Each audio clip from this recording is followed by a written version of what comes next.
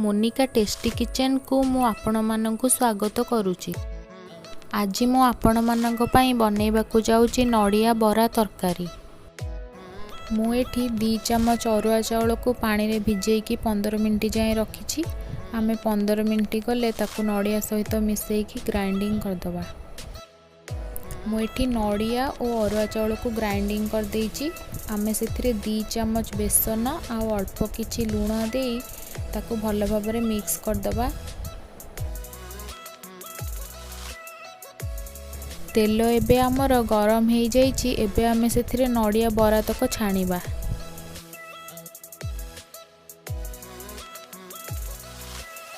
गोटे साइड हेला परे आमे ताकू अपोजिट साइड को लौटेइबा।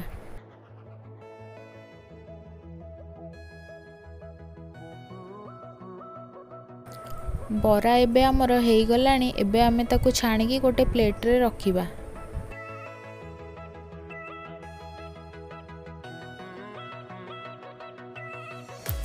कड़ाई रे आमर तेल गरम हो सारानी। आमे एबे सेथिरे अदा देई ताकू किछि समय भाजिबा।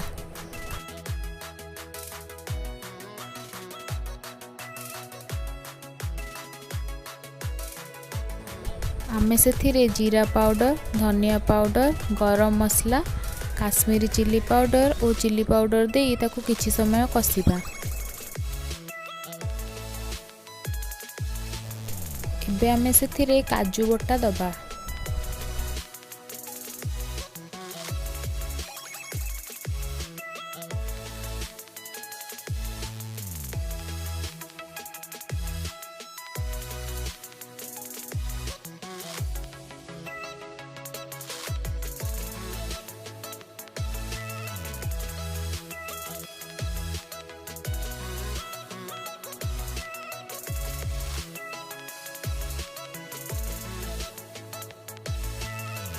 मसला आमर भल भाबरे कषि हो गलानी। एबे आमे सेथिरे किछि पानी दबा।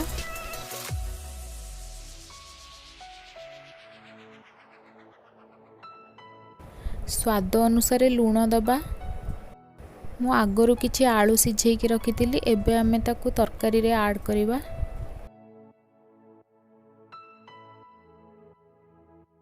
एबे आमे सेथिरे नड़िया बरा तक ऐड करी ताकू भल भाबरे मिक्स करदबा।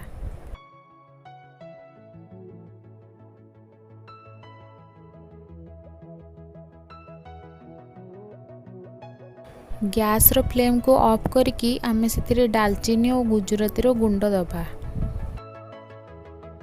नड़िया बरा तरकारी एबे हमर रेडी हो जाइछि। आपण माने घरे करके खांतु और अन्य मानकु मध्य खुआंतु। मो रेसिपी आपण मानकु केमती लागिला मते कमेंट बॉक्स रे लिखिकी जणांतु। जदि मो वीडियोटी आपण मानकु भल लागिला तेबे मो चैनल को सब्सक्राइब करंतु, मो वीडियो को लाइक करंतु और अन्य मानकु शेयर मध्य करंतु।